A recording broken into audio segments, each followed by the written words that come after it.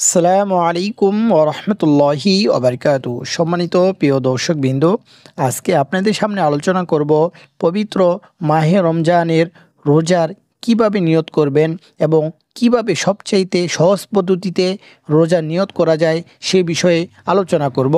তো সম্মানিত প্রিয় দর্শকবৃন্দ, আমরা রমজানে রোজা রাখব, যে আগামীকালকে আমি রমজানে রোজা রাখতেছি এই কথাটাই আমার জন্য রোজার নিয়ত হয়ে গিয়েছে।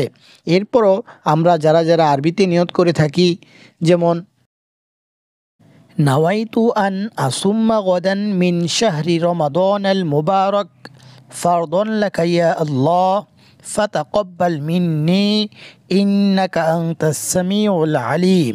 আমি আগামীকাল পবিত্র রমজানের রোজা রাখার নিয়ত করছি, যা আপনার সন্তুষ্টির জন্য ফরজ করা হয়েছে। অতএব আমার পক্ষ থেকে তা কবুল করুন। নিশ্চয়ই আপনি সর্বশ্রোতা এবং সর্বাজ্ঞ। তো এরকমভাবে নিয়ত করলেও হবে। আবার আপনি যে নিয়ত করেছেন আমি আগামীকালকে রমজানে রোজা রাখবো, এটাই আপনার জন্য নিয়ত হয়ে গিয়েছে। আপনার ভিন্নভাবে আর কোনো নিয়ত করতে হবে না।